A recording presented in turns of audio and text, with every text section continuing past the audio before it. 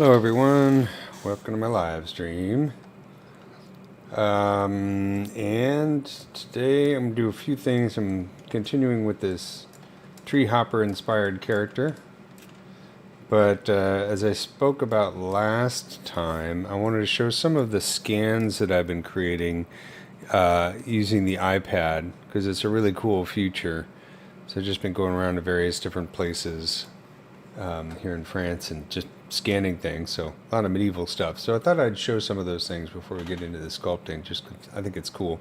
Basically, you can do this if you have one of the more advanced iPads with the scanning capability. You can take ZBrush and literally scan directly into ZBrush. It takes a few minutes because you got to walk around the object, with your iPad, which is not always the most subtle thing to do.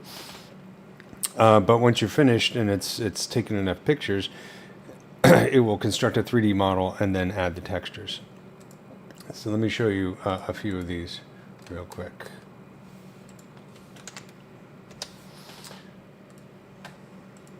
I haven't opened these in a while, so here is part of an abbey on Ile de Ré, so it's kind of cool. And you can see it comes in with all the textures. If I can go in here and turn the textures off, you can see this is what the actual scan looks like, and here's the default. So it's, it's photogrammetry, and it really depends. Sometimes you can get away with just taking a few pictures. Sometimes it requires a bunch. You can see there are holes in the scans. Also, lighting is very important. If you don't have good lighting, then it struggles. But what's really cool is it's really using the iPad's scanning software directly in ZBrush. So it will, tell you where you need to go to get more pictures in terms of, keeping the you basically define a cube around the object first thing, and then once you define that cube, you press go, and it'll give you little updates and let you know how many pictures you've taken and how many pictures you need to take and that kind of stuff. So that's very cool. So these pictures of this abbey, these were all taken outside under daylight lighting conditions. See, it's really kind of cool for creating assets very quickly. And some of these have actually, I'm uploading one now, in the process of uploading one where I'm actually still working on the on resculpting it. Okay, so those are the same thing, so sorry about that. Let's see. Ooh, red wax, yuck. One thing that I've noticed, at least in the earlier version, if you don't save the texture, I think this is one of the first scans that I did, you need to save the file and the texture right after you scan it, otherwise it won't save the texture with it. So you're going to need to apply the texture, because I don't think the texture is included in this one. Like I said, that was one of the first ones that I did. So let's see. Okay, this one has texture, some nice moss stuff going on here, some leaves, very cool. And I'm very fortunate that there's so many really cool structures around here that I can go around and scan. Of course, I've also been scanning the inside of churches, which is kind of funny because, well, funny to me, because you run the risk of, people coming up and seeing what you're doing. But, they're pretty cool about it around here.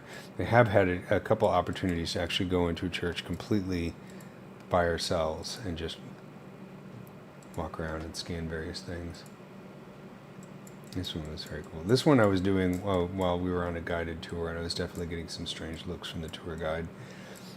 But, a little bit of sculpting. This could end up being a nice little asset for a game or scenery or something like that. It's also really good for getting practice on sculpting like human anatomy and that kind of thing.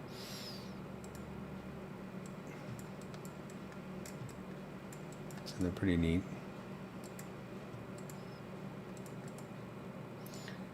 And then I think I tried to do some cactuses here. Oh yeah, this one came out really well. Just kind of goofing around.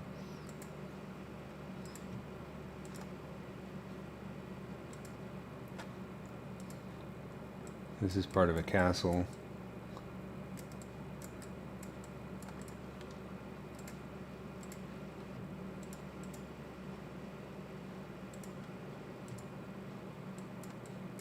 This one came out really nicely.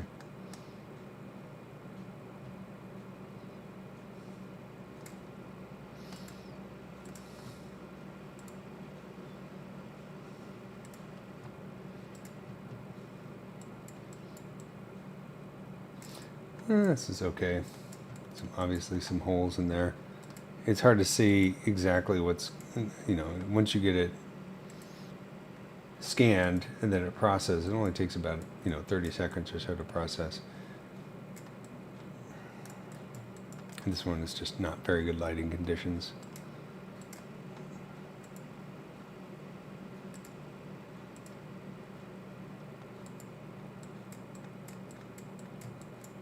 Cool clock.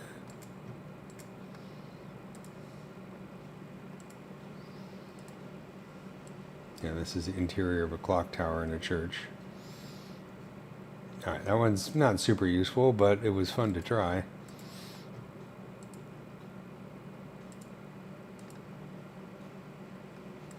Okay, I think this is actually a sculpt that I did based on a scan. So I scanned something and then started to retopologize it and sculpt it. I don't know if I have the original scan in here or not. No, I don't think I do. Just to show that I do stuff other than bugs.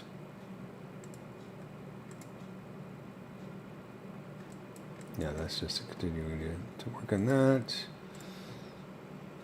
And that was all done on the iPad, which is kind of nice. So, of course, trees are useful. I know we have mega scans, but it's nice to get your own scans because, well, first of all, they're yours. And you get more variety, obviously, because we're not all using the same scan data. Hello, welcome to the live stream. I'm just showing some of the scans that I've done using ZBrush and the iPad. So this is cool with the leaves and everything. It's very nice. So this would be a great setting. I can put one of my bugs there. It's going to need some cleanup, though. Like I said, if I turn off the textures, you can see that it needs a little bit of work before it looks realistic, but from far away, it looks great.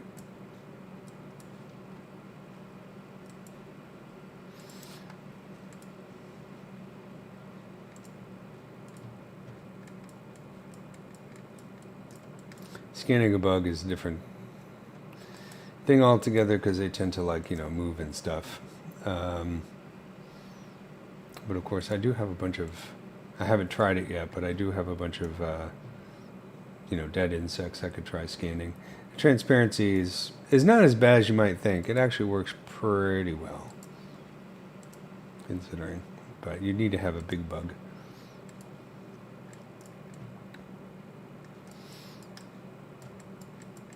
So I think it's a cool feature. I really like working on ZBrush and the iPad as well because it's very nice to be able to, it's very portable. You can do it while watching TV or when I'm out.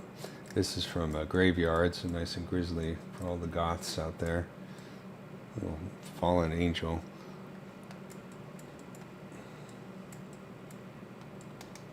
Very Tim Burton.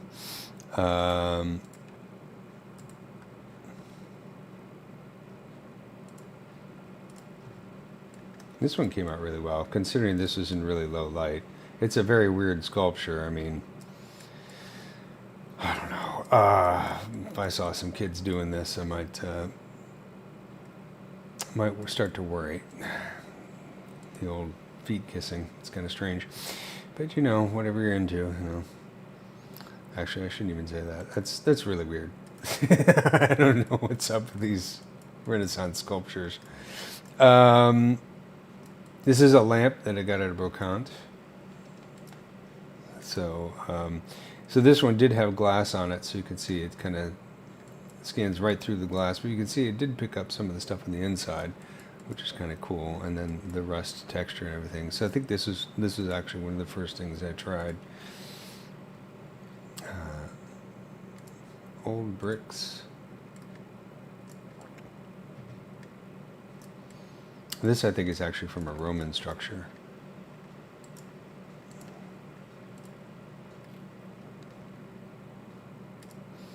And then this is part of a church organ. You can see it's nice and dusty. Again, lighting was really not good here, so did the best I could considering. But you know, a lot of what I do professionally is cleaning up scan data. It's not most exciting work in the world, but it pays the bills. This is a raccoon skull that I have in my collection.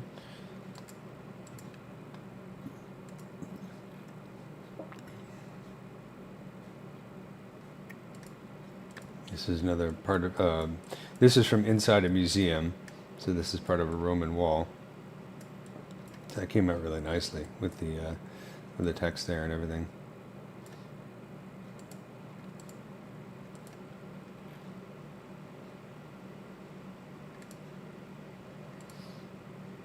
And this is a root, pretty straightforward. And then there's this one that I'm working on now. I think the actual sculpt is still uploading, but is this sculpture of St. Michael. I'm working on resculpting it based on this. That's kind of cool. He's got a crazy hairdo though. And the wings are a little bit clipped on here, so they're kind of small.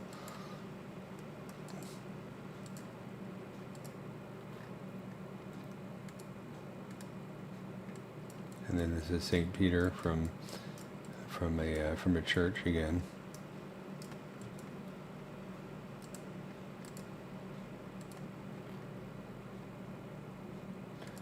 A tomato. Why not?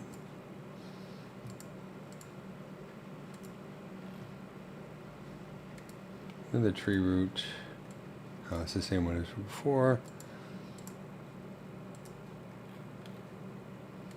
And then a tree scan. And that one came out really nicely.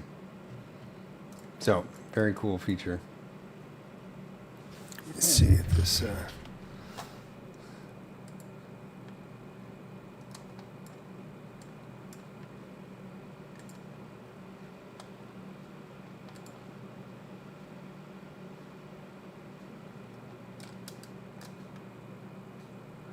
couple others I'm going to download here real quick.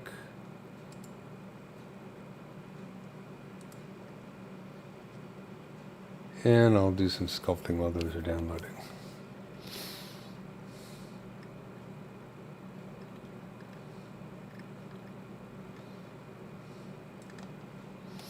Okay, so let's go back to our Treehopper model while that's downloading.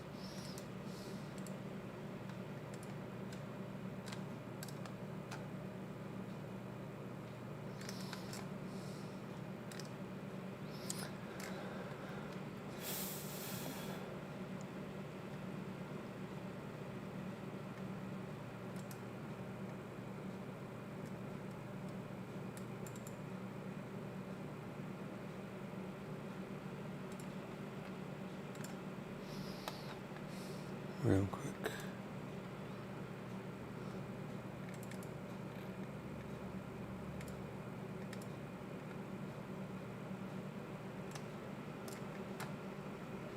Okie doke. So,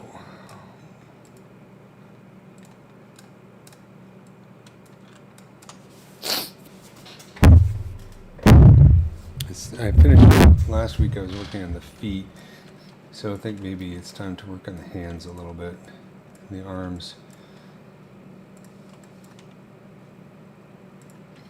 And I think what I'm going to do is I'm going to separate the hands here. Of course, I do have some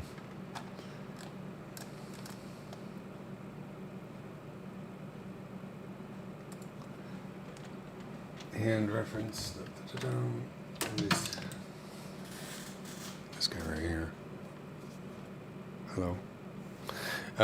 It's my hand reference.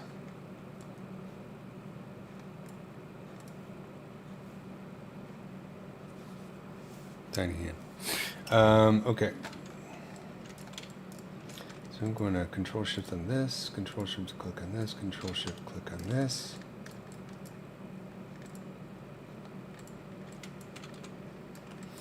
And just do a quick split hidden. So I just have the hands as a separate geometry. These are still in Dynamesh state. So let's just do a little bit of fixing here.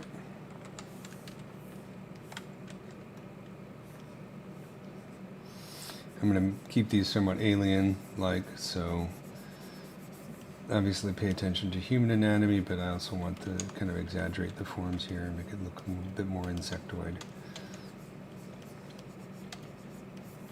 Let's see, are these in a Dynamesh state? No, they're not, so.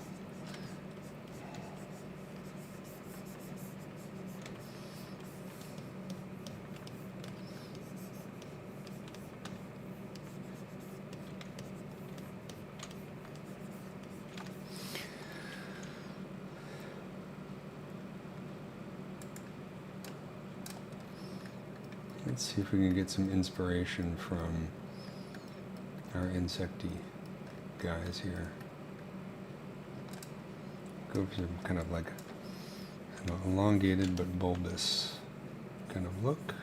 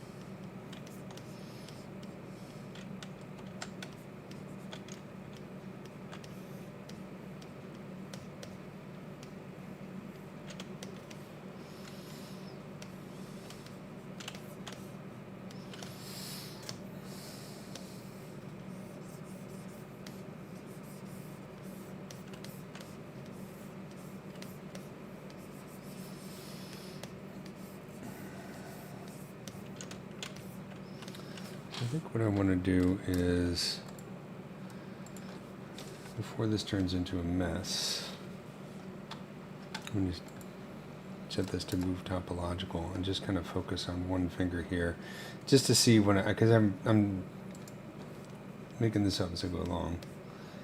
But if I get too far into the freaky territory, it's not going to look like a hand anymore at all. Maybe that's what I want. I don't know. I haven't quite decided yet, but since I'm making her face human, I think I probably want to make her hands human as well. So maybe what I want to do is figure out where the knuckles are in this thing.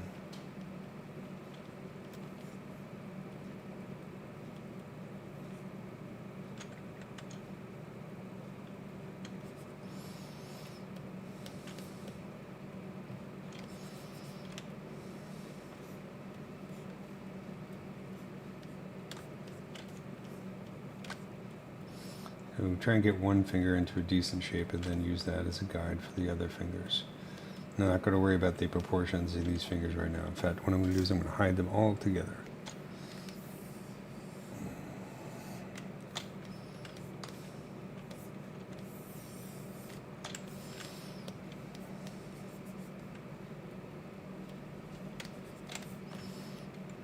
I think the most important thing is to not get too goopy or gooey, and make sure that I have straight segments from one joint to the next. So this would be the knuckle right here, and this would be this knuckle right here.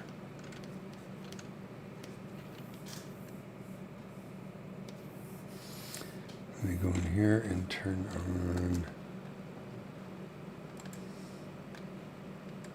back face mask.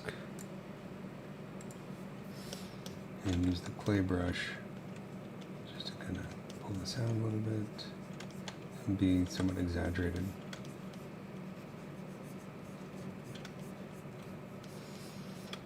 I think technically what I should do is separate these into different segments if I really wanted it to be insectoid, but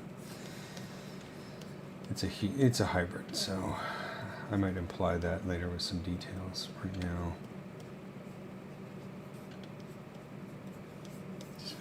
worry about placement.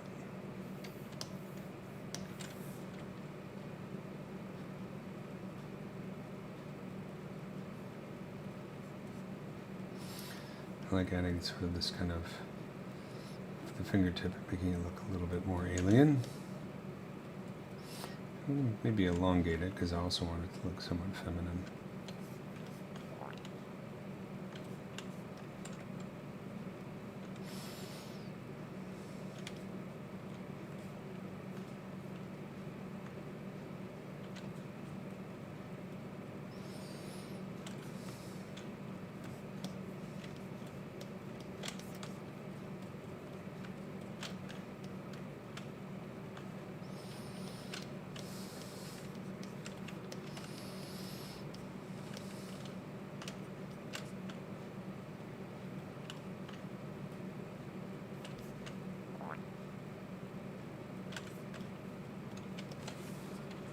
Okay, that's one long finger, but I like it. And I'm going to do a quick mask.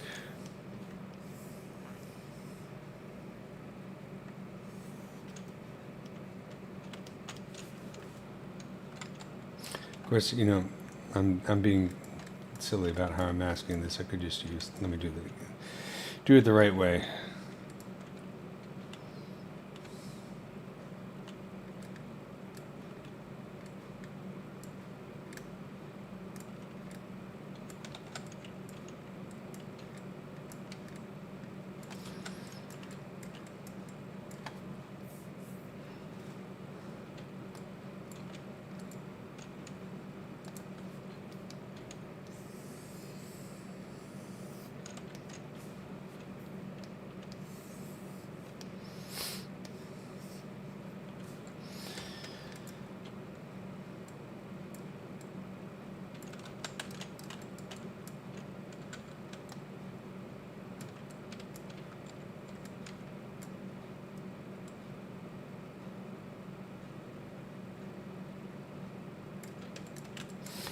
Okay, so I'm going to use this as a guide.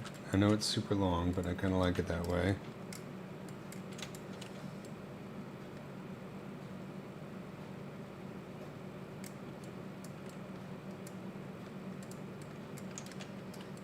So I'm going to do the middle finger next and use the index finger as a guide.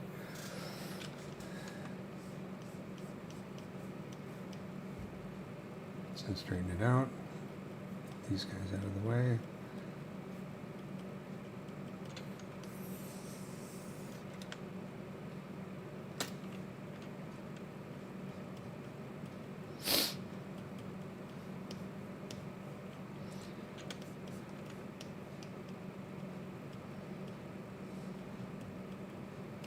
I think this topology is just a real quick ZBrush topology, so I'm not attached to it.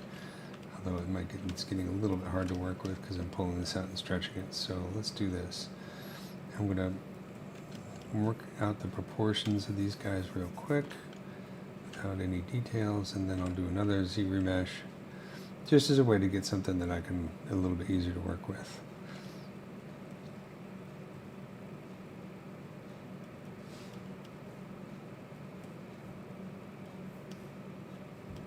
So you can see I don't have enough geometry here to really do a decent job. I don't know if I've subdivided this or not. Nope, I have not. Okay.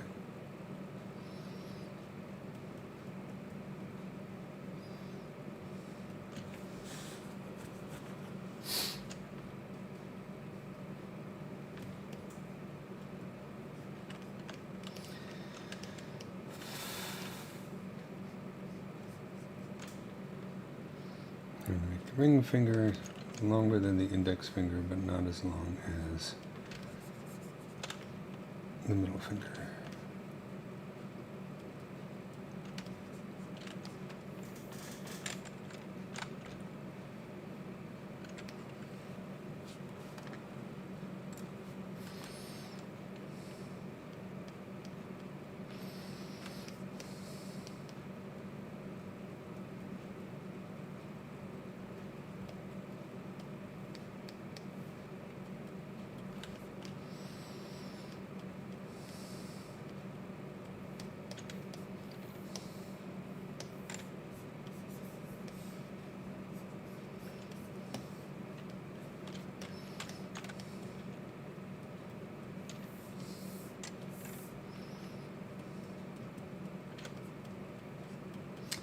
Let's make our knuckles in the right position here.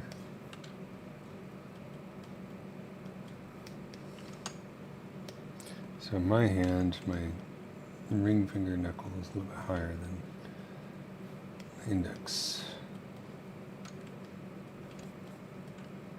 Because I could also be looking at this, although this one's not easy to see where the knuckles are.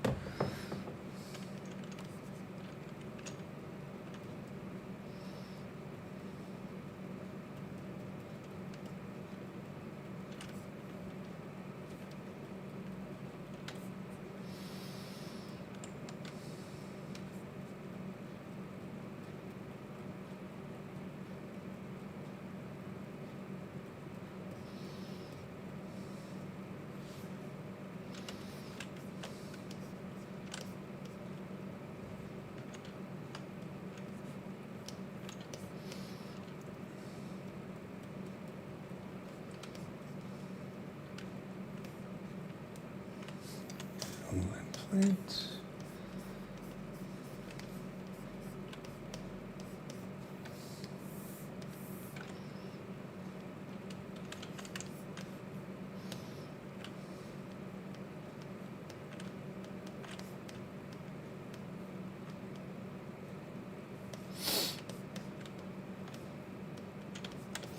Okay, so what I'm going to do now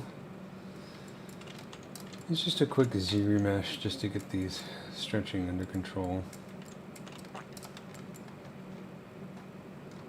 I'm even just going to set the poly count to the same. I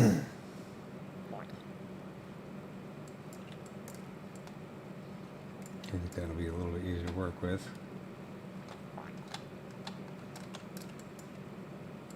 And I'm going to subdivide this a couple times, but then just go down to subdivision level 1, and let's save this. Hey everyone, thanks for joining. I'm going to see if my other sculpt is finished downloading yet from my iPad. I think so.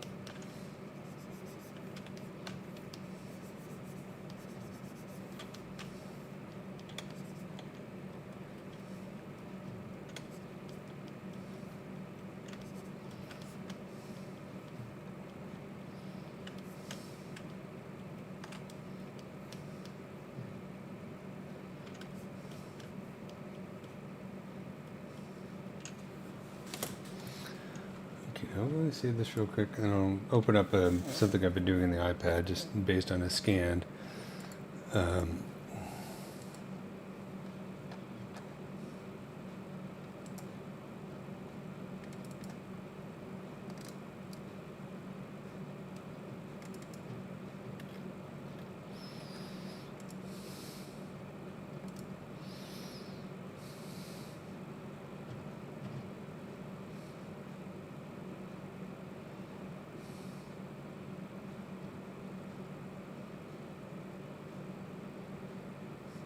Give it a second to upload. So this is based, I started with a scan of St. Michael that I did in a church, and I used that as a starting point, and now I'm building my own version of it because there's lots of different versions of the sculpt. So this is sort of my version, and take a look at the original scan. This is what the original scan looks like. Let's set this to.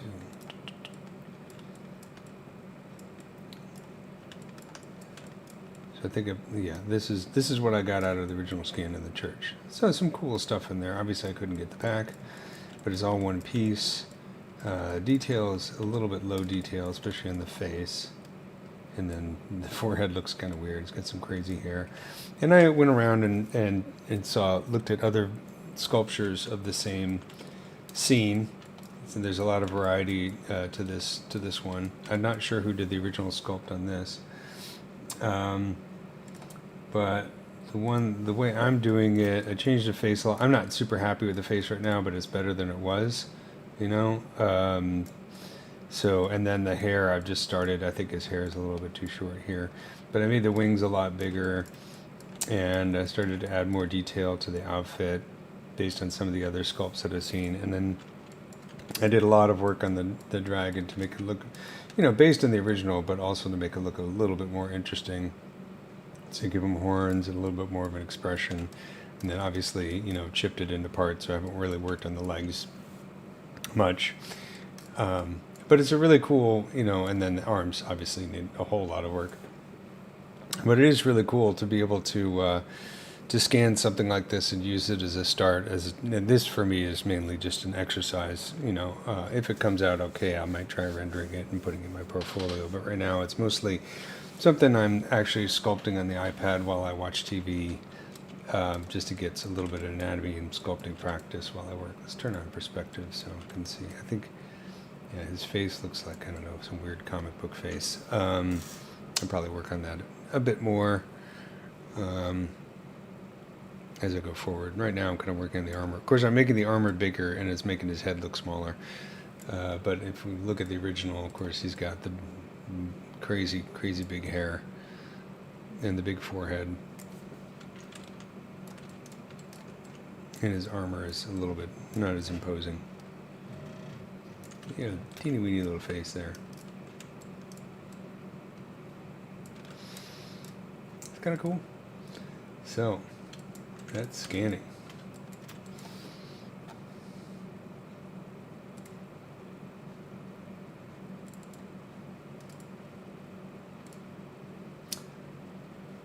So I'm going to go back to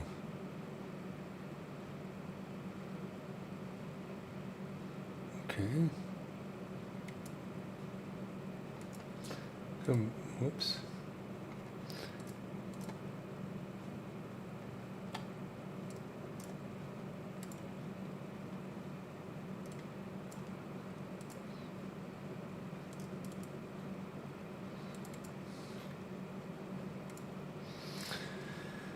Go back to this.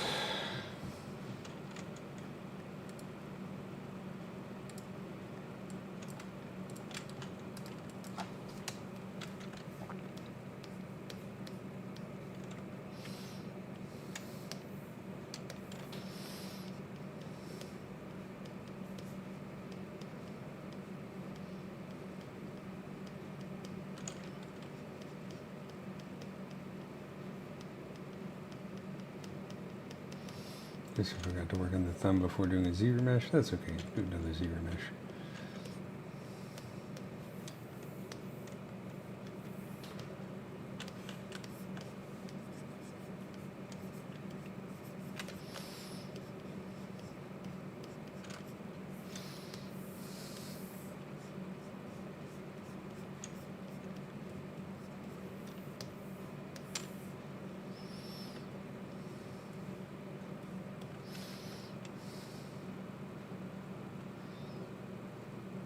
What does a head look like from the servant vantage?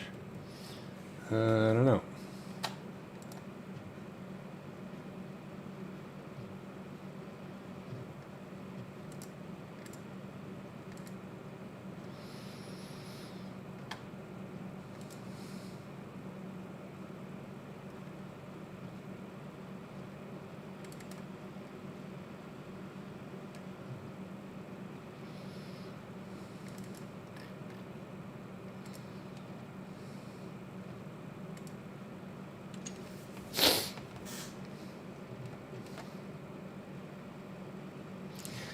That's a good question now. Let's take a look at it real quick.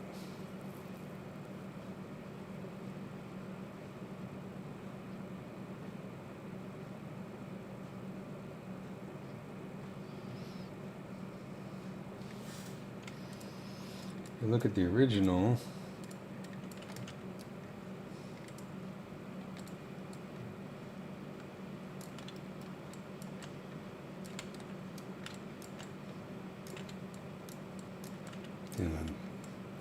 he's not even looking at the guy's face there. That's the original, and then this is mine. Let's do perspective here. Like I said, mine is, it's still rough. I'm roughing it in.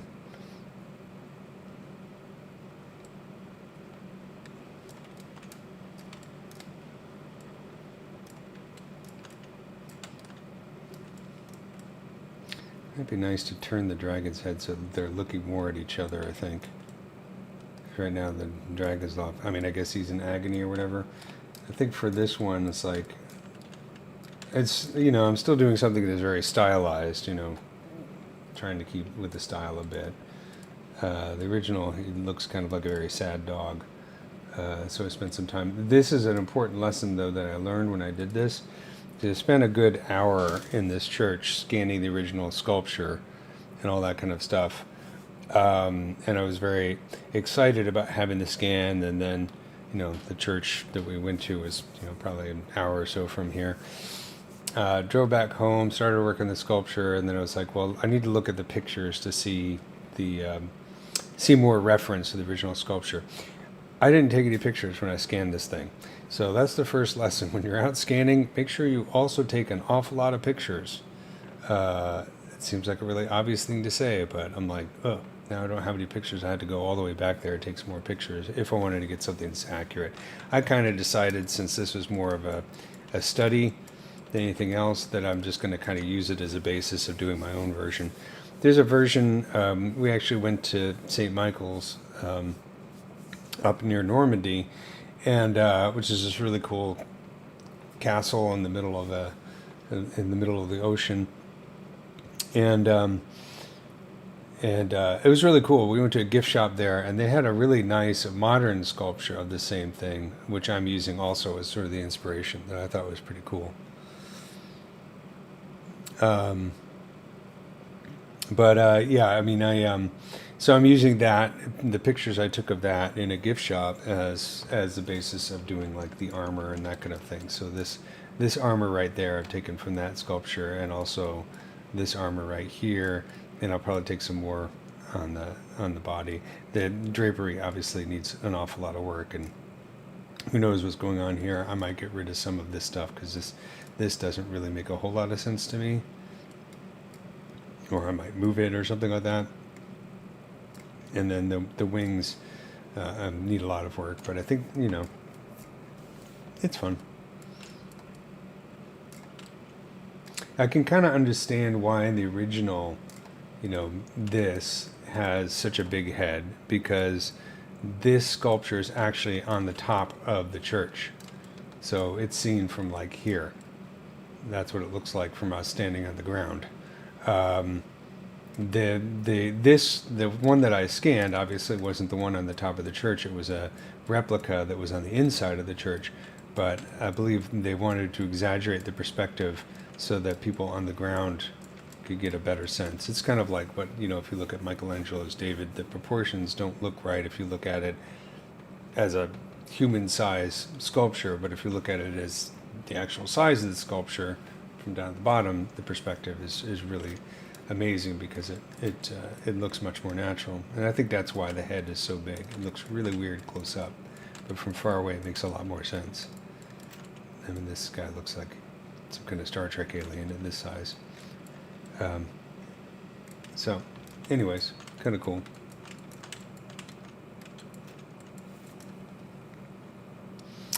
But yeah, you know, it's fun. In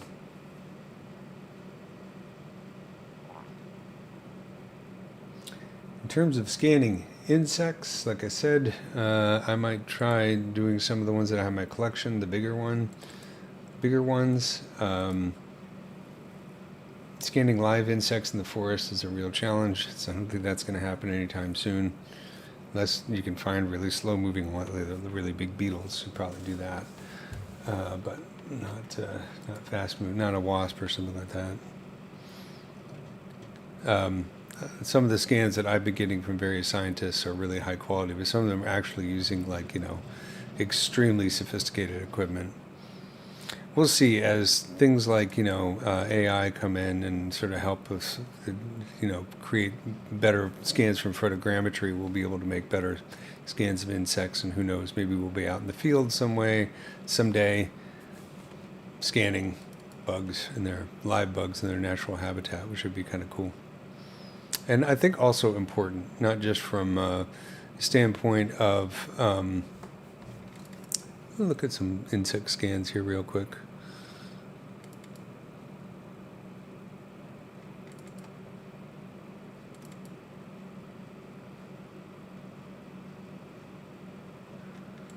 Let's see if I can find some.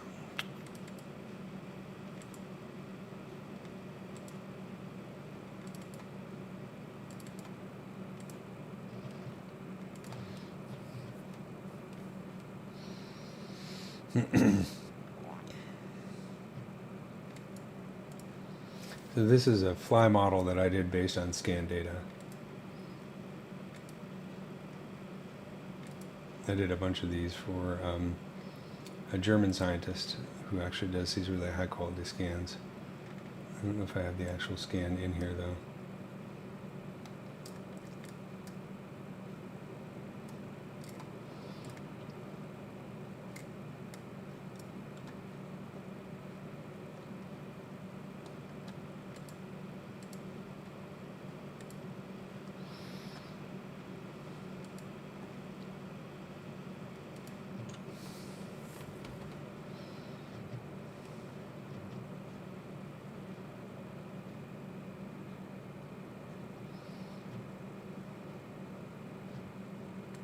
This one's poly painted,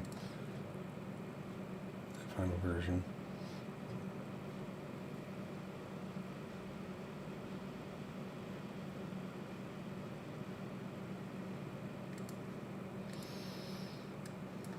Flies. Let's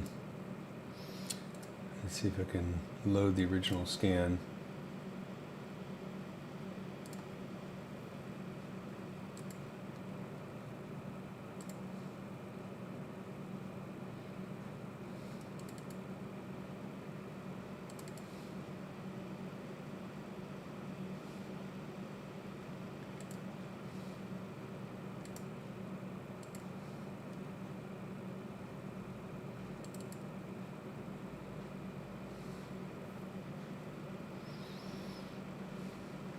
Well, I'm going to load a scan here of an insect just to see what these look like when they start with them.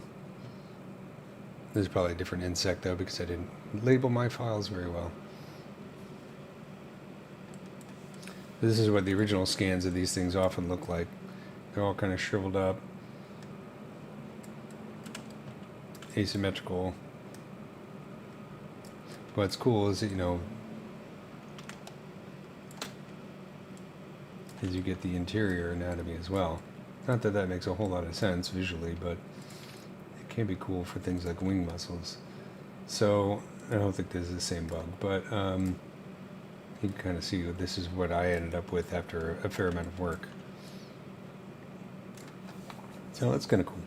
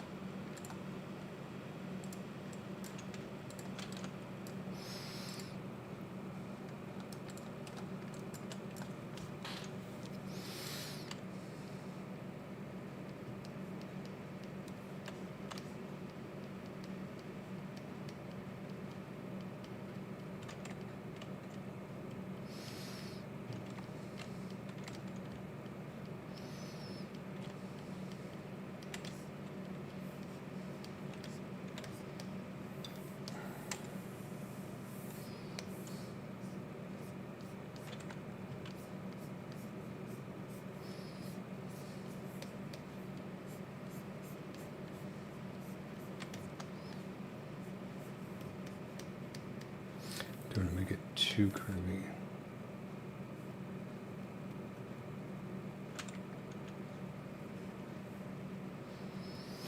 Do another ZBrush real quick, just to get rid of some of the stretching in the thumb.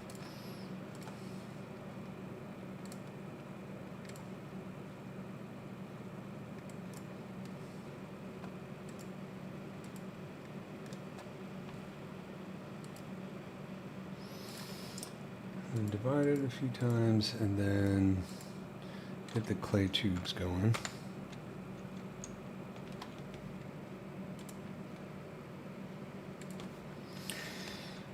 I'm still trying to decide what if I want to make this into segments. That would be the correct thing to do, to break out the fingers into actual segments.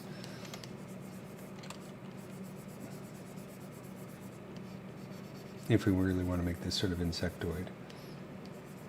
I'm going to do a little bit of shaping first before I decide on that. I mean, I sort of have the hand that way.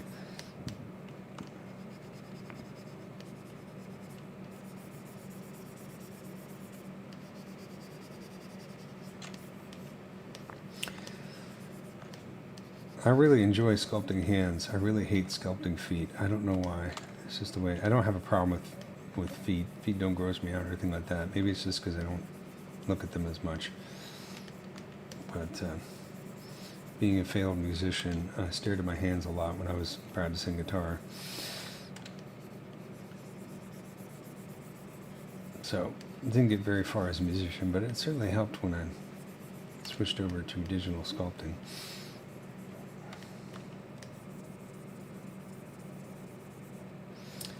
Might be kind of cool to, make some segments here, but I want to keep that hand anatomy present.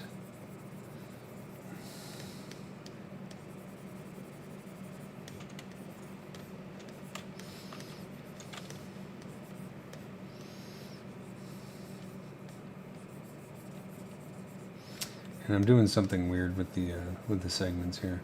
I'm going to go in here and turn on Mask by Polygroup, so that because these are different polygroups here, and we can sculpt up to this edge easily.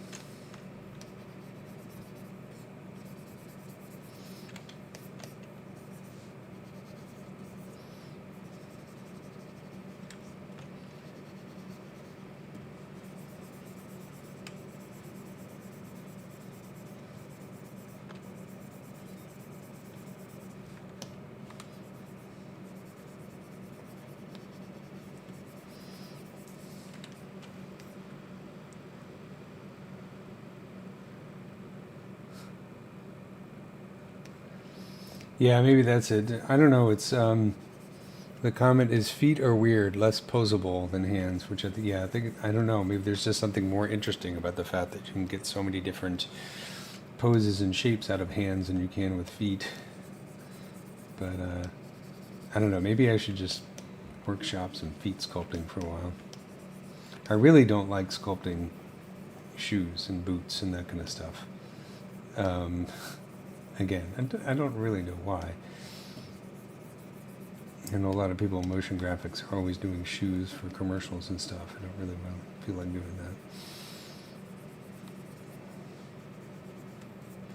As Bart Simpson once says, speaking of shoes, I don't care about shoes.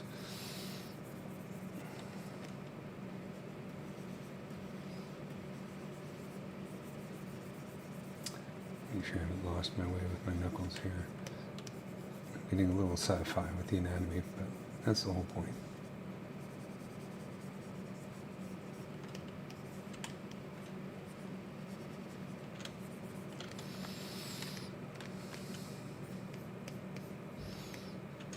Oops. The old back face mask. Forgot it again. There we go. Should just save the brush with that on. That's okay.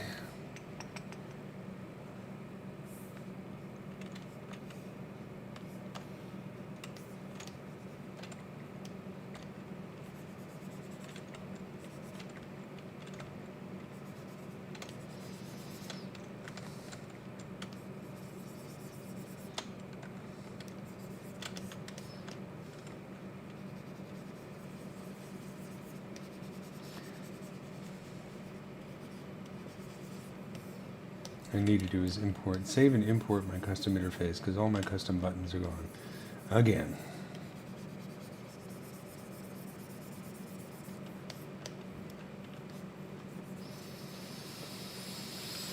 Let's fix that real quick. So I'm going to go in here and turn on preferences, config, enable customize, go to the brush palette. I'm going to Control-Alt-Drag my mask by polygroups down here.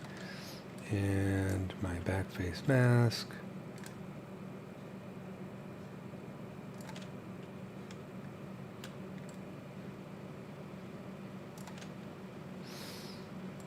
And turn off enable customize and do store config.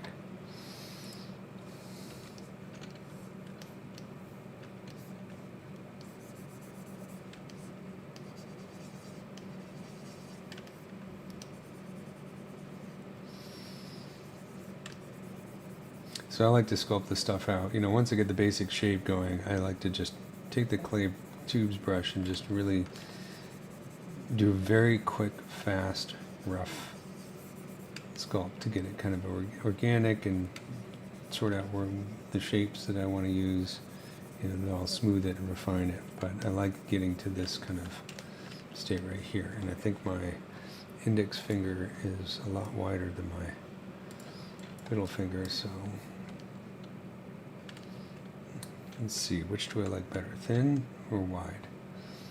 I think I'm going to make my index finger thinner. Of course, that's going to make my thumb look super wide. Let's see, it's hard to see. It's, again, since I have perspective off, I'll turn perspective on.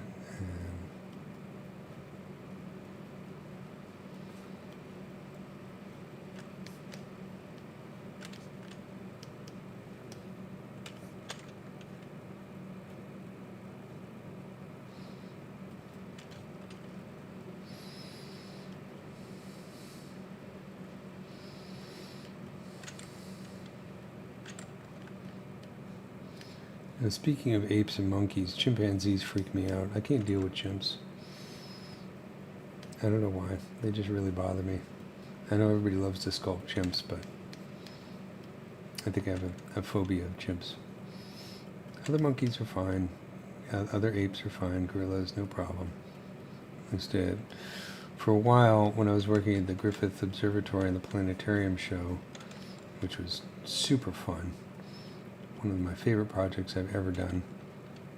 But we were working in this trailer down the bottom of the hill from the planetarium, the Griffith Observatory, which put us right next to the zoo, LA Zoo, which is an okay zoo as zoos go, you know. But I got a membership there, an annual membership while I was working on the project, so that way when I took a break in the afternoon, I could just walk across the street, go into the zoo and hang out and relax and hang out with the animals. So I spent a lot of time hanging out with watching the gorillas, and found that I actually have a fondness for flamingos for some reason. I don't know why. I think they're just really ridiculous. but chimps, can't take the chimps. Don't like the chimps. I haven't spent any time looking at bonobos, so I can't tell you if it's something that's chimp specific or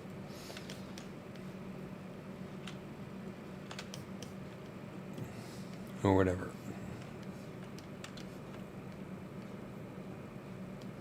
I think it's because chimps look so much like us, but they're not. So they look like us and they don't look like us at the same time. And also they're terrifying. I mean, I don't know if you guys seen the pictures of the hairless. Every once in a while they got a chimp that's kind of hairless and you can see all the muscles, and those guys are ripped, man. Their muscles are terrifying. Their upper body strength is just absolutely terrifying. You do not want to get into a fight with a chimp. You will lose.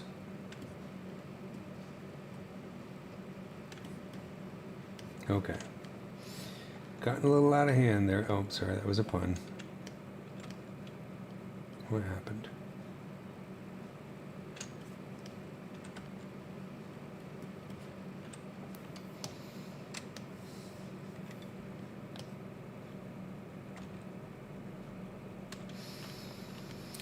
I think bonobos are nicer, but I think they're also,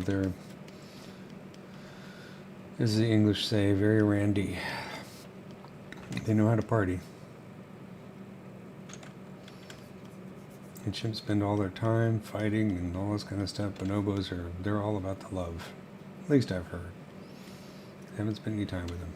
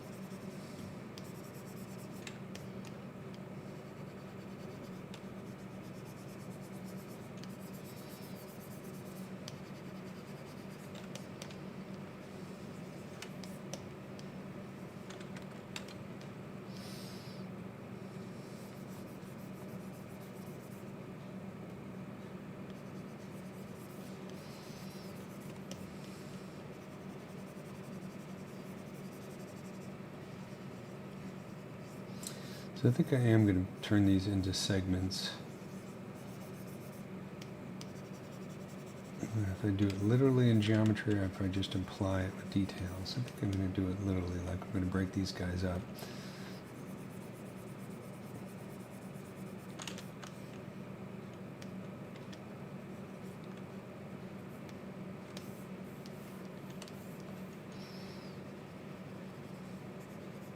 I haven't spent any time on the inside of the hand.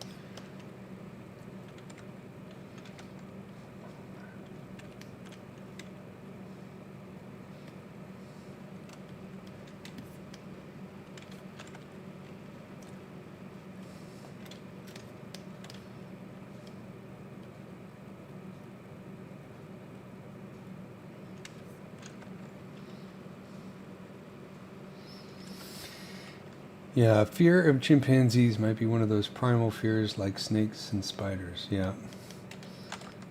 I love spiders and snakes though. I can look at spiders all day long. And snakes, there's a friend of mine who is a herpetologist. Haven't seen him in a while, but he's a really cool guy. And I was on a bug shot workshop a few years ago. think this is one we were doing in Anza-Borrego Desert. And so he was very comfortable, very knowledgeable about snakes, not an amateur. And while we were out doing photography of insects, he found a snake, non-venomous snake. And he, kind of picked it up, and we were all taking pictures of each other holding the snake. And it was really cool because, at first, obviously, the snake was not very comfortable being handled, but since this guy knew how to handle snakes, he did a very good job. And after, 5 or 10 minutes, the snake became very relaxed and very comfortable. And it was really wild. I mean, literally wild, because it's a wild snake. But I got to hold it and everything and have it, it was a large snake. I don't know what kind of snake it was, other than the fact that it was definitely non-venomous. I think, if I remember correctly, it was yellow. But it was just really cool when the snake became comfortable, just to sort of chill out with a snake. I think snakes are cool. Rattlesnakes, no. I have my user folder. This is where I need my own custom brushes. This is a nice feature of the new ZBrush. Now you have in Lightbox, you have your Maxon assets, and then you have your user asset. You can go into preferences and set your asset directory so that as you upgrade ZBrush, every time you install a new version of ZBrush, you should be able to go to preferences now, update the asset, or point the asset directory, right place my hard drive, and then everything will appear. So that's a really cool feature, because before I had to constantly reload my custom brushes and move them around. It just got kind of tiring.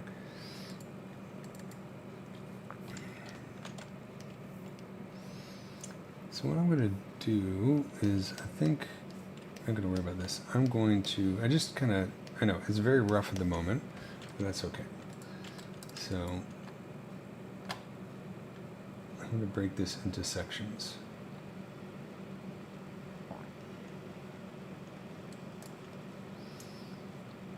So let's do this.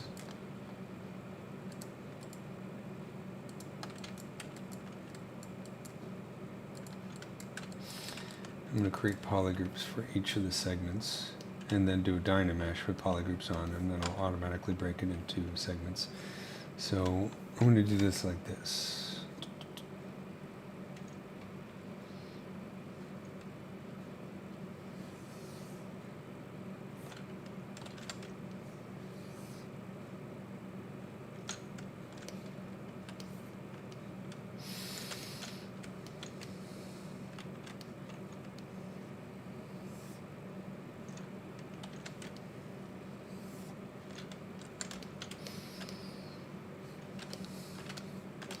I'm not going to be very neat about it because, I guess, I haven't really done any refinement, so.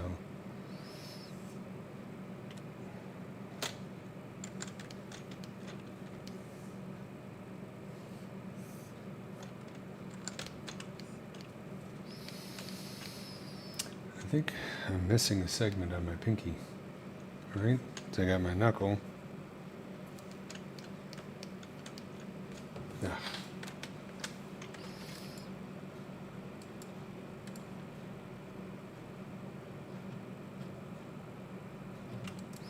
Let's go back a few steps.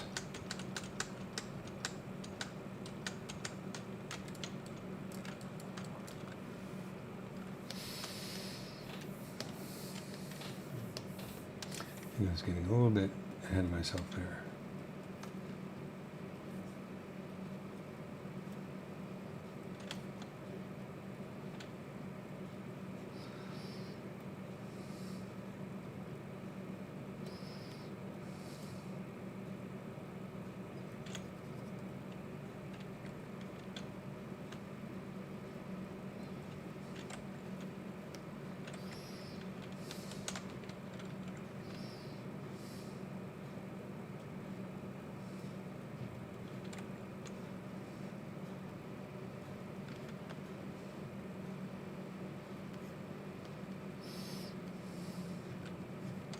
I do think that fear of snakes and spiders and that kind of thing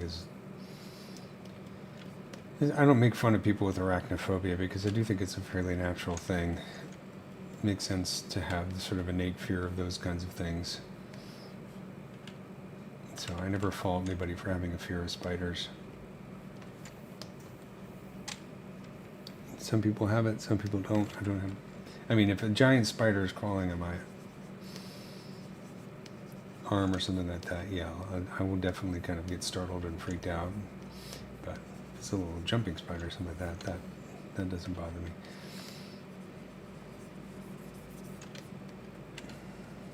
I don't know that if I was wandering around the desert, I would not pick up a random snake and let a friend of mine who's a herpetologist do it.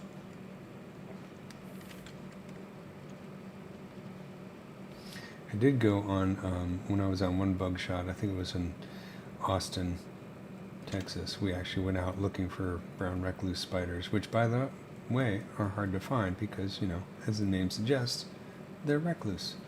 It's kind of funny because it's always a joke that every spider that somebody finds in the house, they immediately assume it's a brown recluse. I had some decent, okay pictures of one.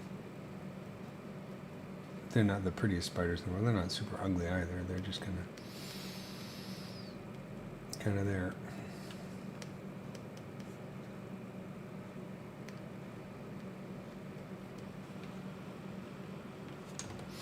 Okay, let's try that again. And of course I made this a bit too big. And I made the tip way too big.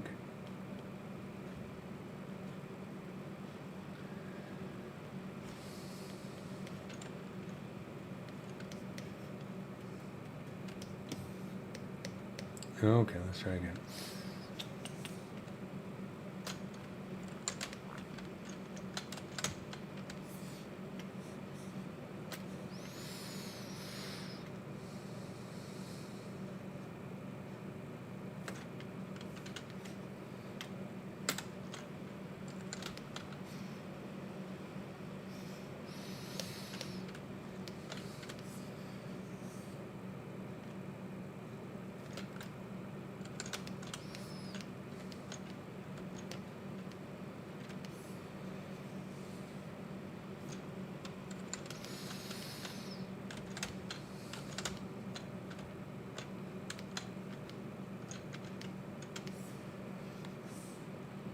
Going like halfway through the knuckle just to see.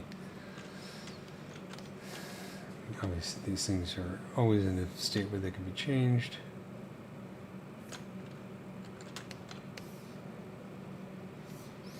So I'm not going to be like overly precious about it. Just get these segments going and refine them a little bit more once I actually segmentize them.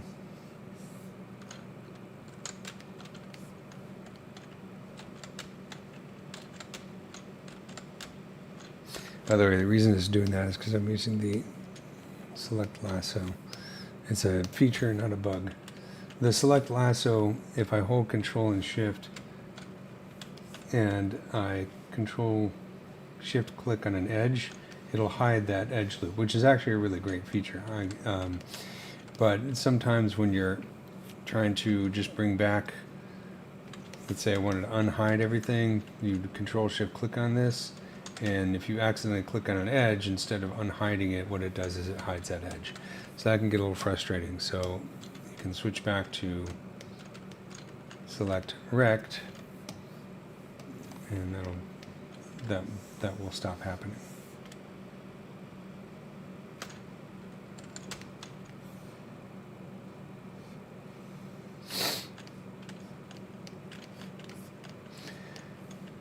The reason I'm being kind of sloppy about where I'm putting my segments is when I do the Dynamesh, I'm going to do some kind of like overlapping kind of quality to it. So that's the plan anyways.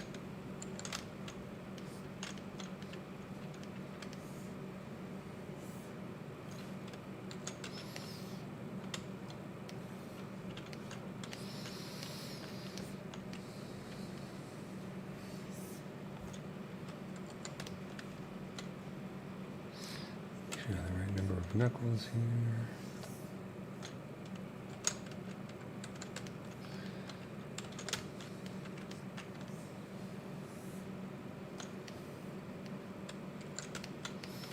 Okay.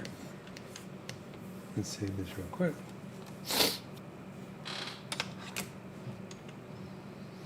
Now what I'm going to do is I'm going to go down to Dynamesh and I'm going to make sure groups is on. I don't think I need the resolution that high. Let's see. Go even lower than that. That's too low. Yeah, that's about right. So you can see by turning groups on, when I do Dynamesh, it's closed off these surfaces.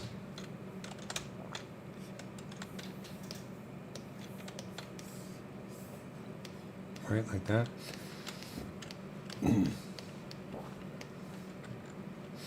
And I have mask by polygroups turned up, so I'm just going to start.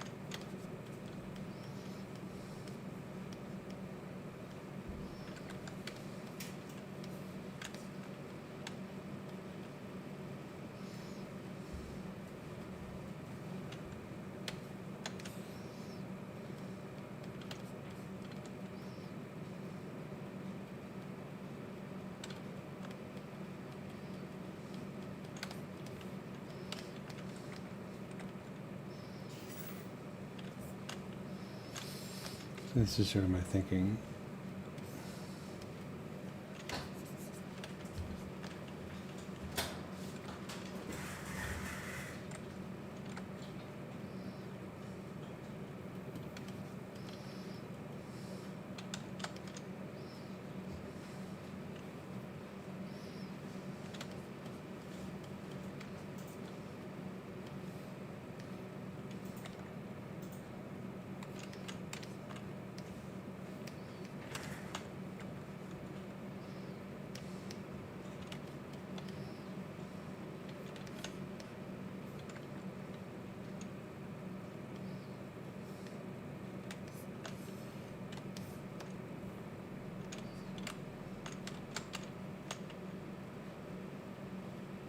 And something like that.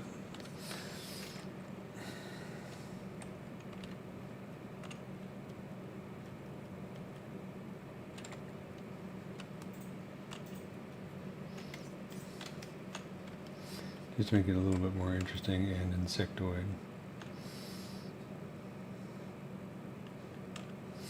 But the trick is to try and keep it looking kind of elegant and feminine at the same time. And that's super creepy.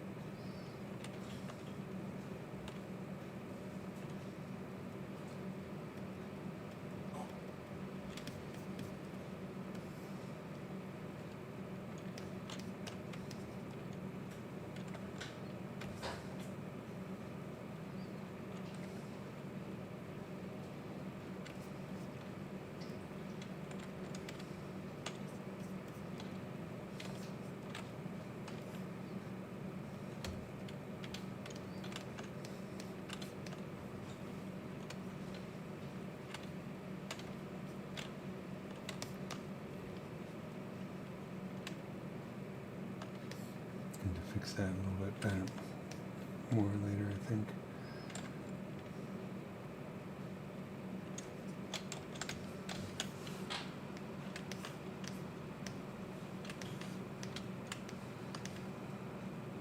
Hands might be a little bit too big. It's starting to look a little ridiculous. So what I'm going to do is scale them down a little bit.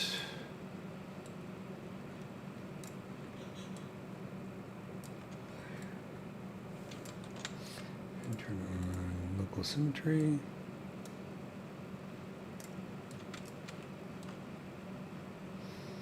Okay, that's a bit better.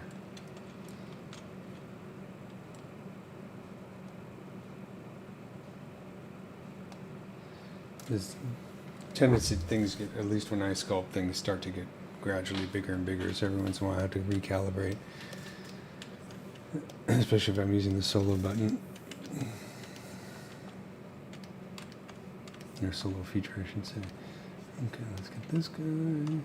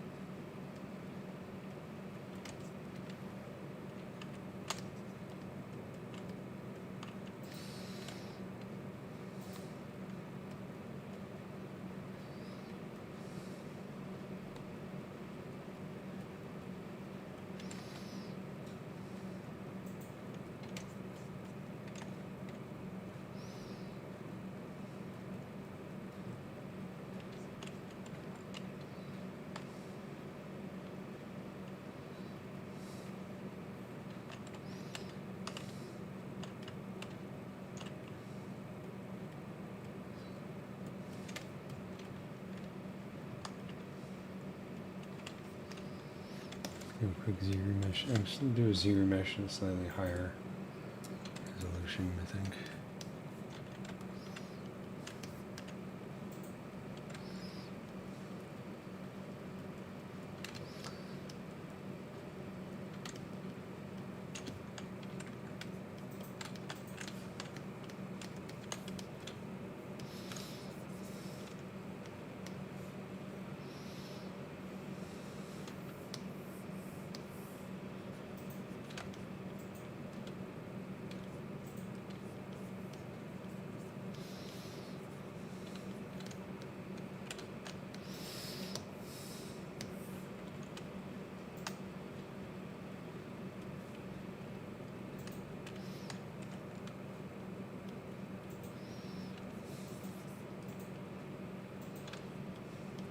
Make sure these don't get too pointy.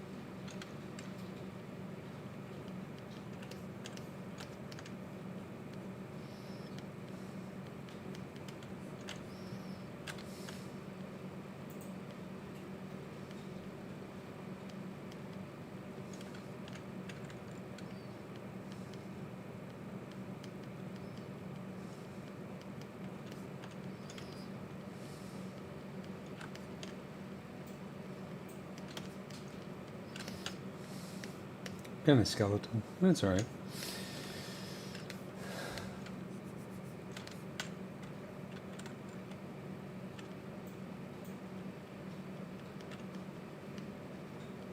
I mean, it is an exoskeleton after all.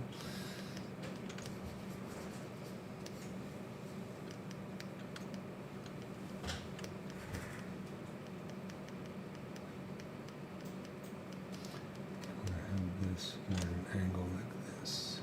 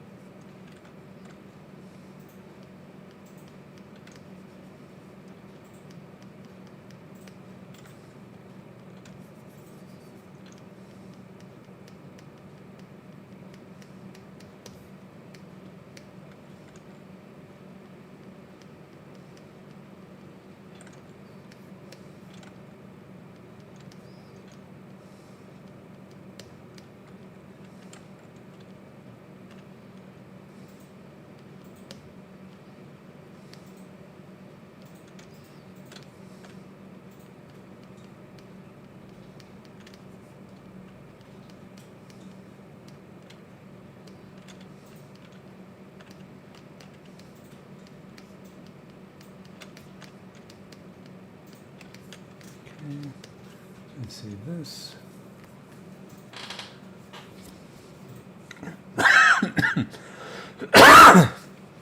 Excuse me.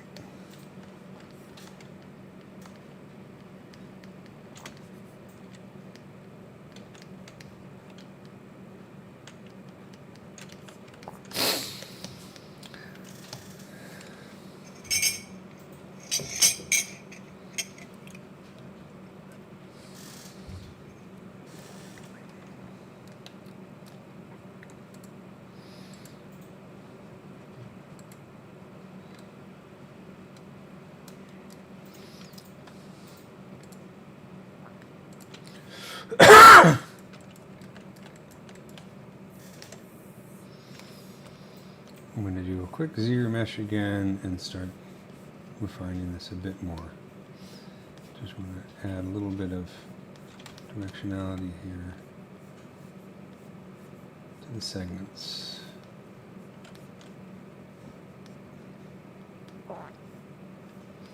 This juncture right here is not exciting me so much.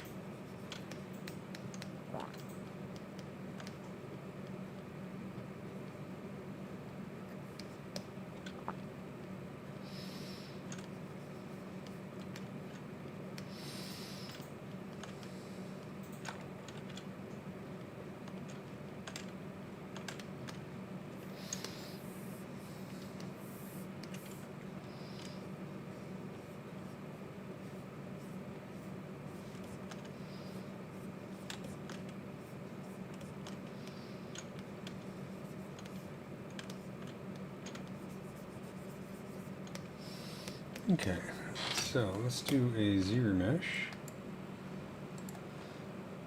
Keep groups. And start out with the same. See how well that goes.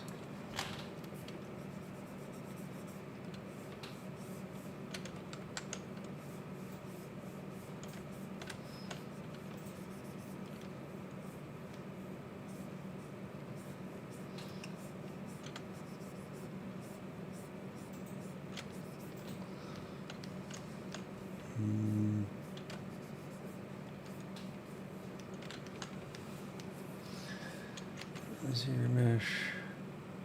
I'm going to subdivide this a few times.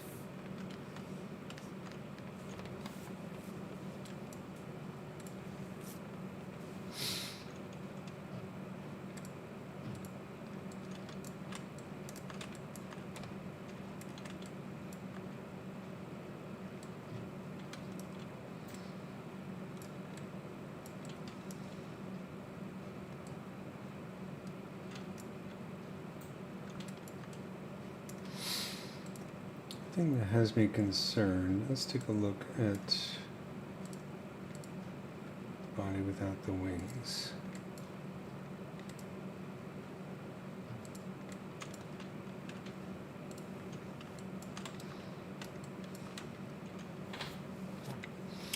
So I have this kind of, she's leaning forward and it's kind of bothering me in a way.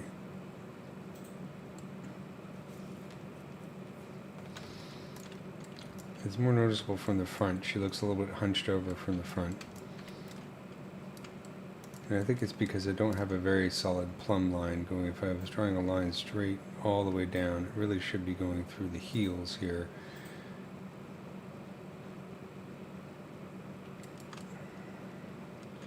So what I think I'm going to do, let's save this. And do a little posing in Transpose Master, just to kind of get rid of that hunched over look, because it really bothers me from the front for some reason. And also she's kind of bow-legged, which also I don't like. So let's do this and put everything low. Let's make sure we don't have anything strange in here, like Z-spheres or whatever. And I'm going to do Z plugin, Transpose Master. Let's do T-Pose Mesh.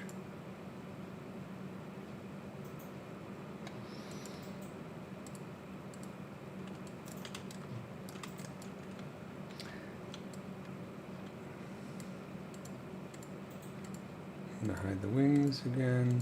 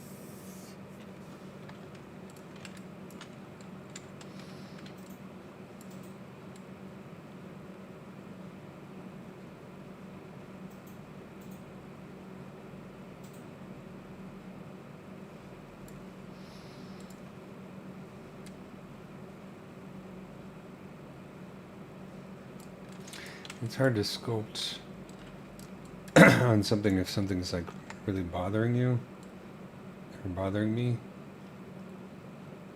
I have a hard time sculpting details because I keep getting distracted. So I'm trying to think about doing more of a straight line through the heel here so she doesn't look so hunched over. And bring this forward a little bit.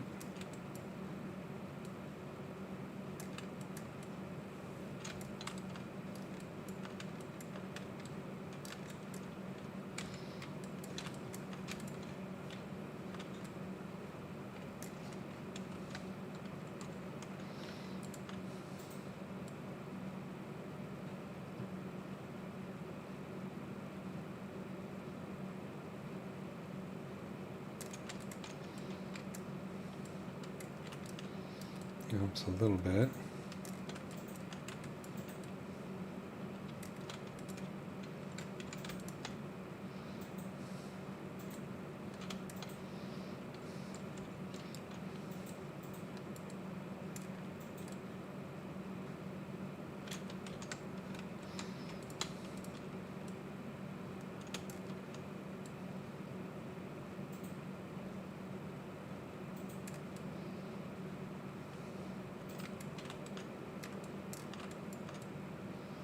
I think that helps some too. Now I need to bring the legs forward again.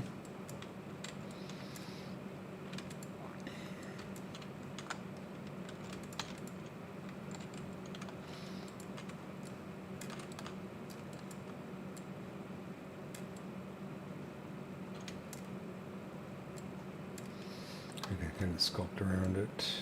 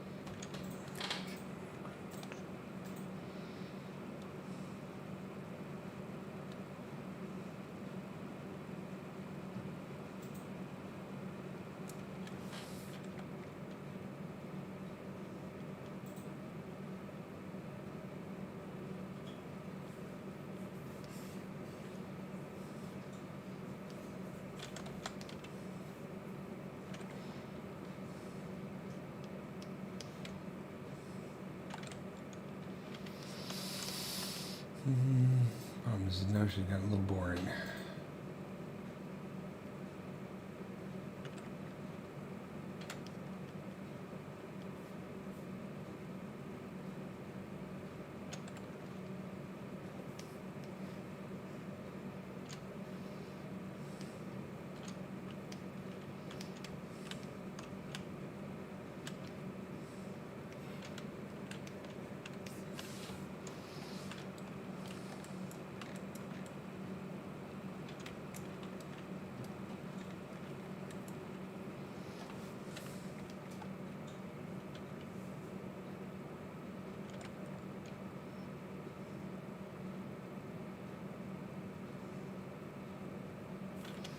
I think it's a little better. It shouldn't look as hunched over, so.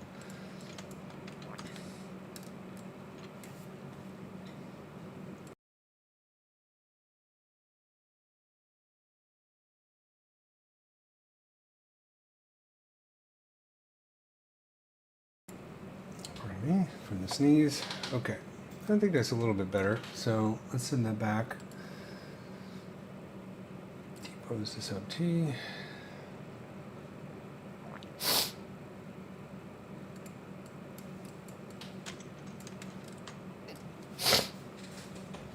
I definitely like the loss of the bow-legged look. That was kind of bothering me. I'm going to say this is a new version.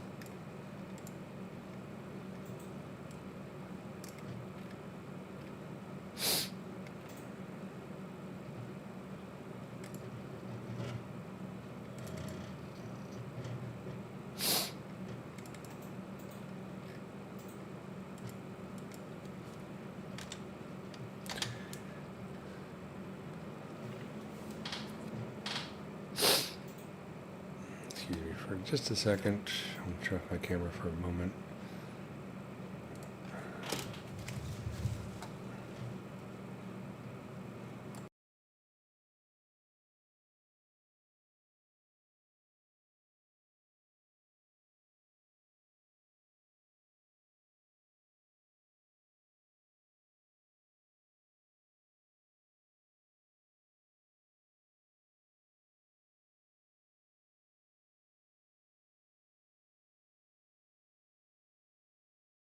Okay.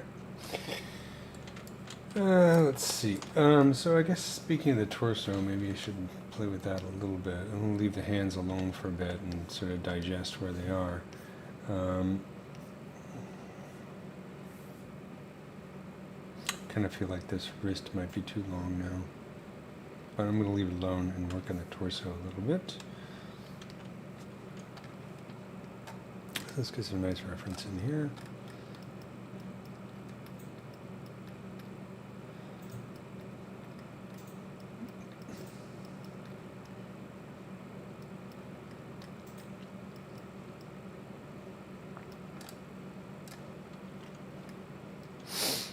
So these are references that I've gotten off of Pinterest. I do want to do kind of an exaggerated, that one's kind of nice reference.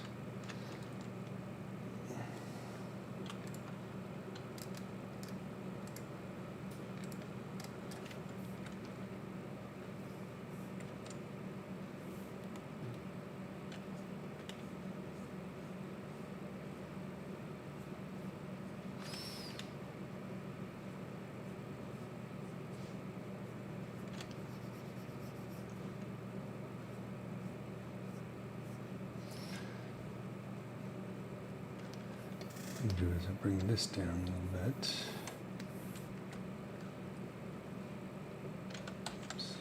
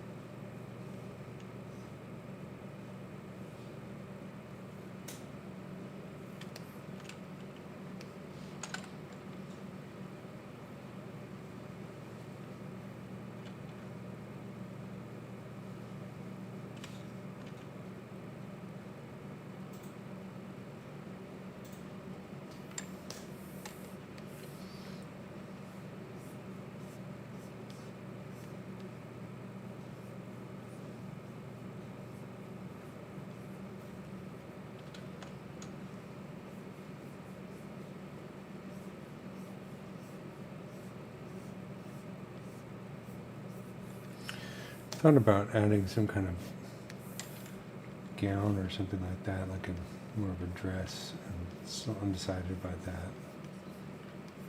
I think it might look kind of cool.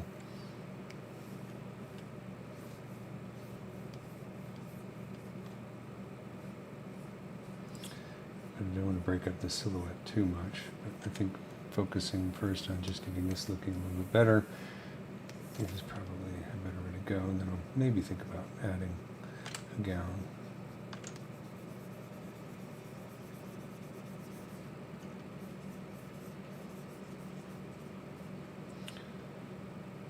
Bro, can you tell me how to download cracked ZBrush?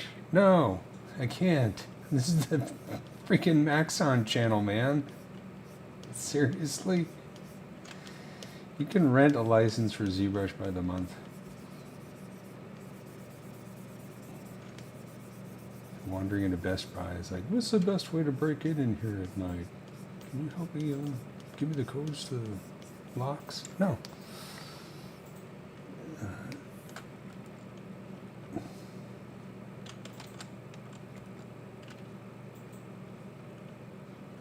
I'd like to point out that I also have some very good friends who work at Maxon who, you know, that's how they make their living and stuff.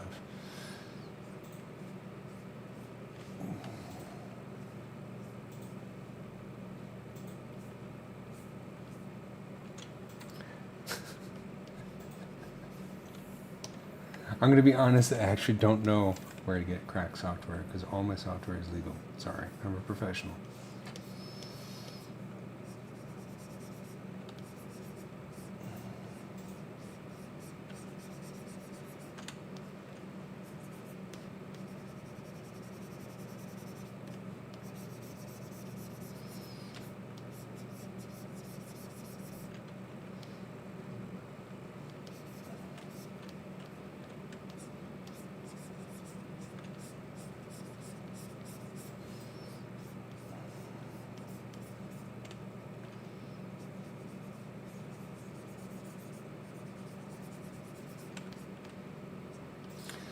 So I like this kind of thing right here. Maybe I'll exaggerate this a little bit more.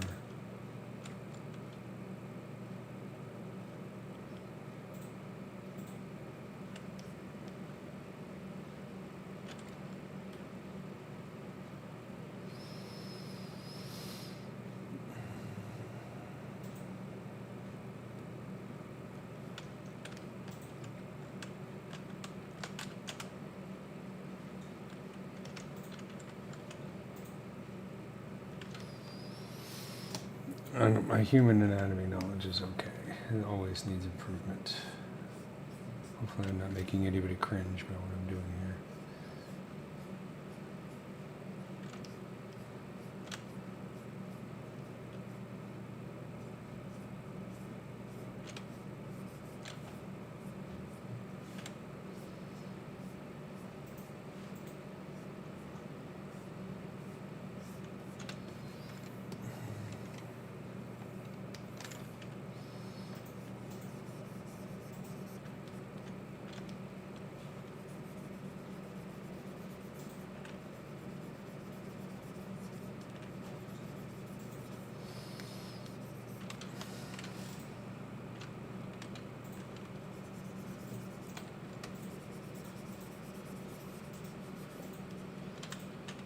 I mean, I kind of like the extra wide hips, but at the same time, I don't know if that silhouette is doing me any favors.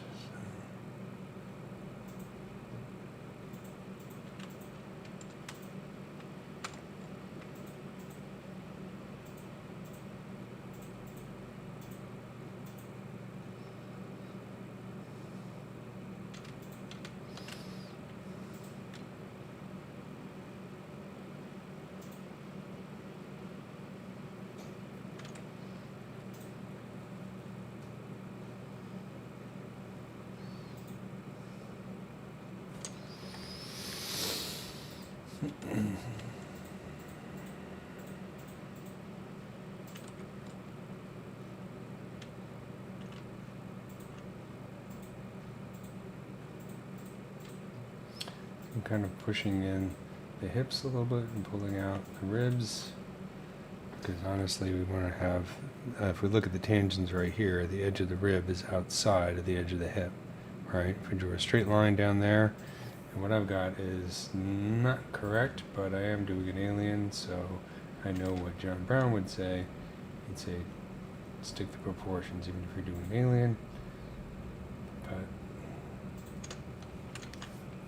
I want to keep it interesting. Now, I feel like I'm just making her smaller, just starting to make her look boring.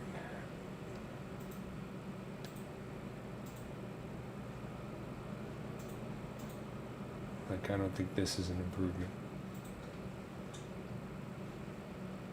And I'd almost rather be wrong and interesting than right and boring. And I know I'm going to get crap for that, but that's the decision I'm making.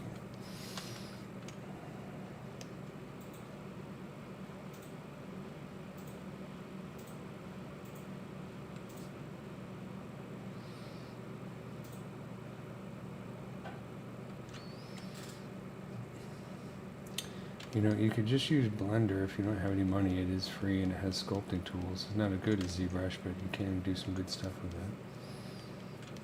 And I think it is funny how many artists are screaming and hollering about AI stealing their artwork, but at the same time they have absolutely no problem stealing software. It makes me wonder if the AI guys are software dudes getting their revenge after having their software stolen for years and years and years, but it's just a theory. Machines will win in the end.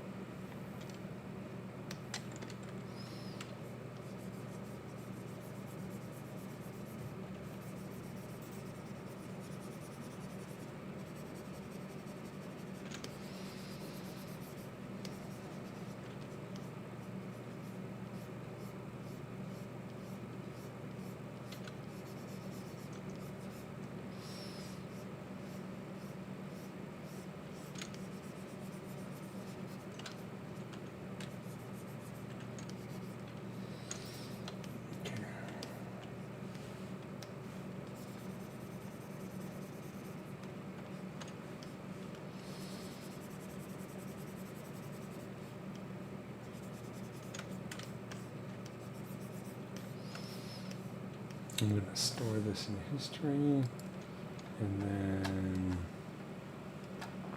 do a quick ZBrush because I got some open holes here.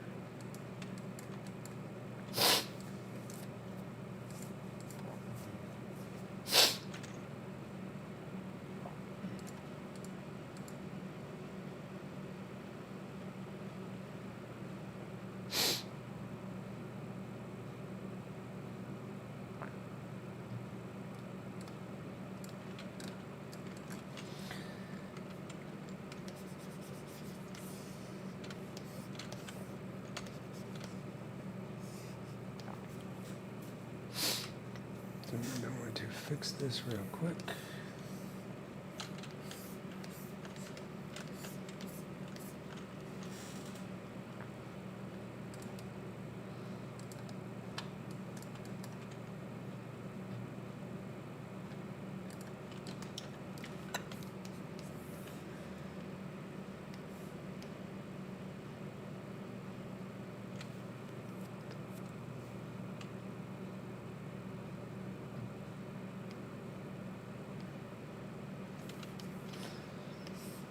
Okay.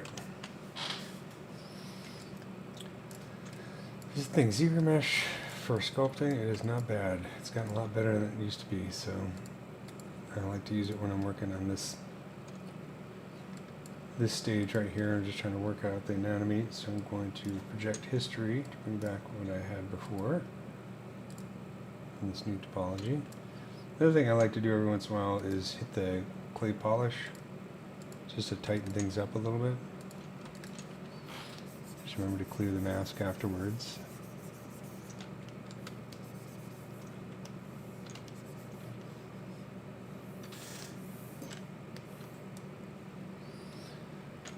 this back a little bit.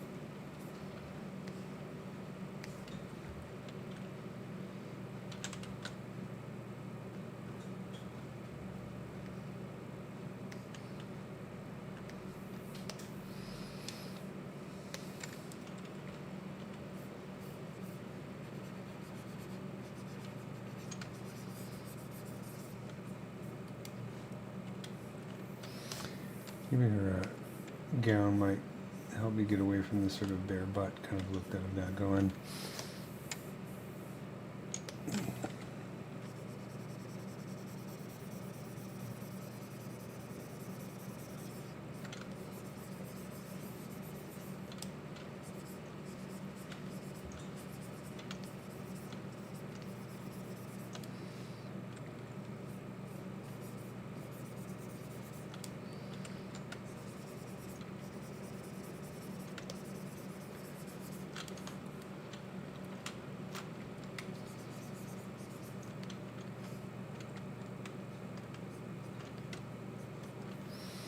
Bring back the navel.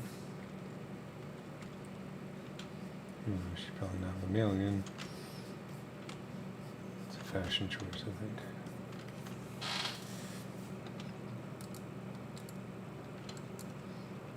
That's pretty good. And the hips more narrow, but I definitely like the position of the legs much more. I bring back the wings. I think that looks kind of cool. Makes her look, she's not quite as hunched over now, which I think is better. I do like the overall silhouette, though. I think that's kind of nice.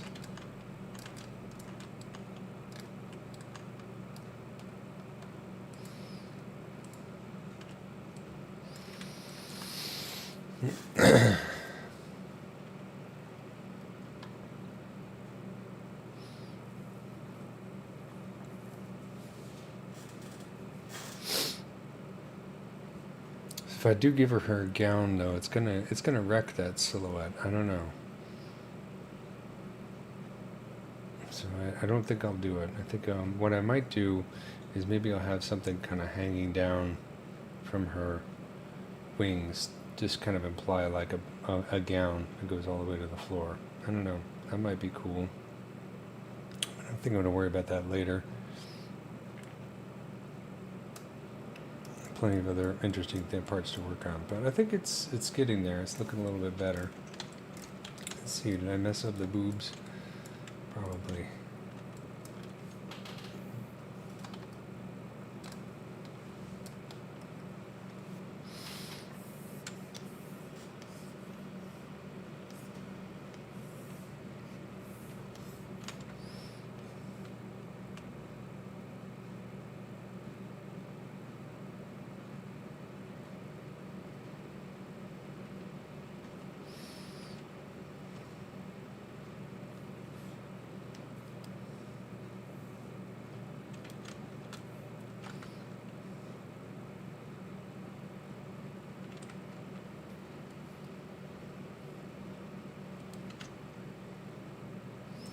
We got push-up bra here.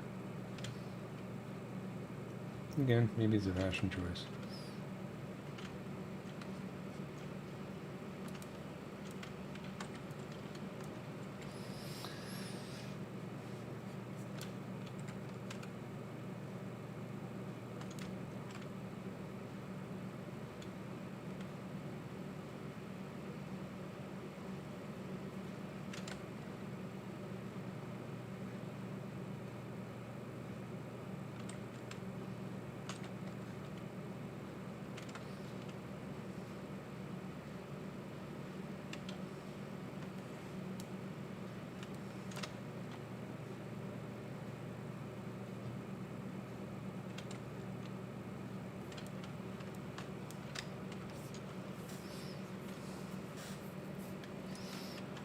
looks pretty good.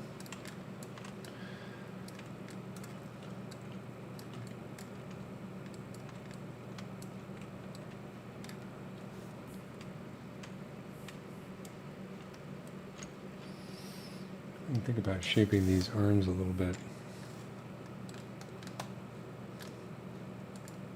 so they're not just sticks.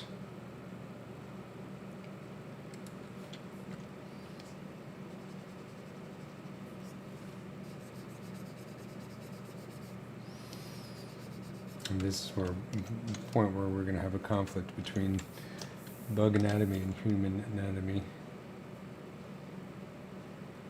Alright, because we want to have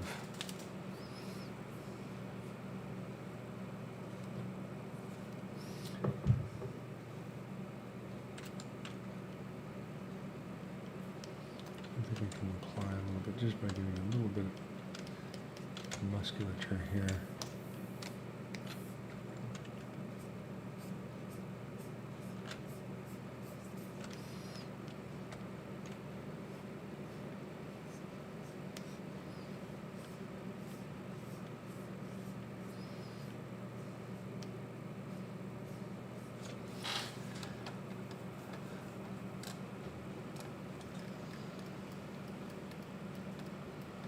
There's always cool stuff going on with insect legs. Well,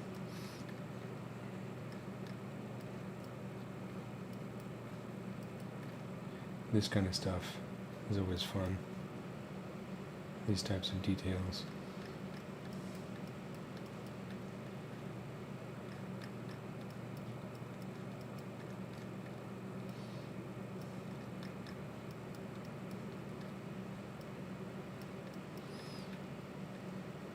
This is something I might want to bring back when I work on the fingers some more. I like the way that the joints work on these legs. This kind of detail is always really cool.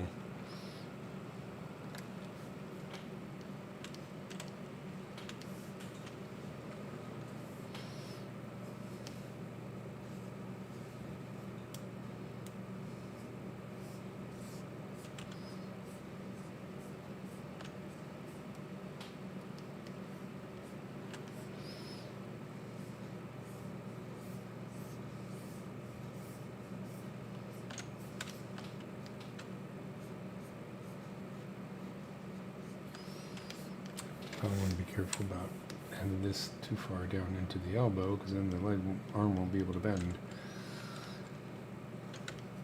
Bring that back.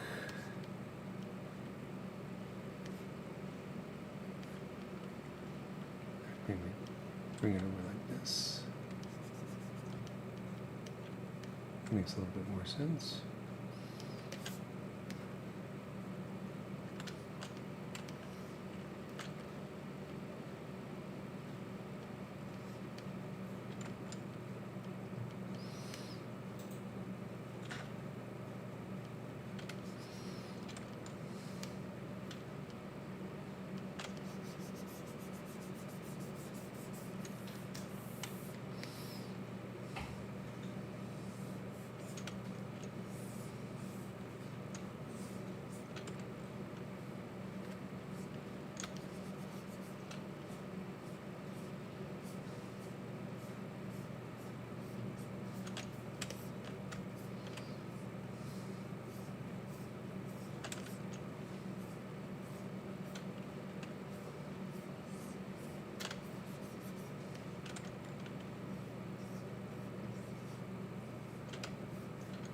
I like having a little bit of an S curve here, but I don't want it to look too weak. I'm going to make it look intentional as opposed to sloppy.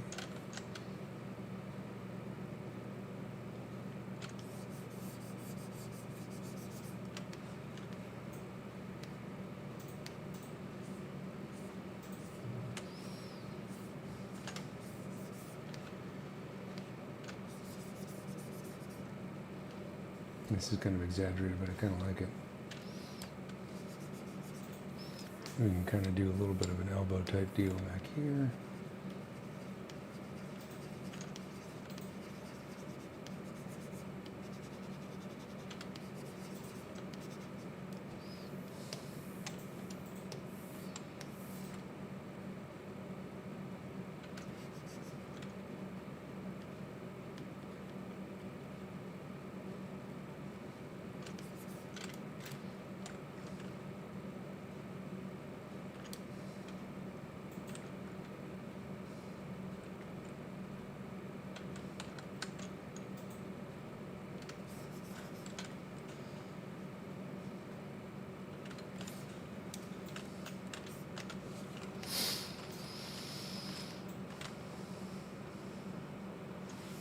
Okay, so I think I'm going to leave it there for today.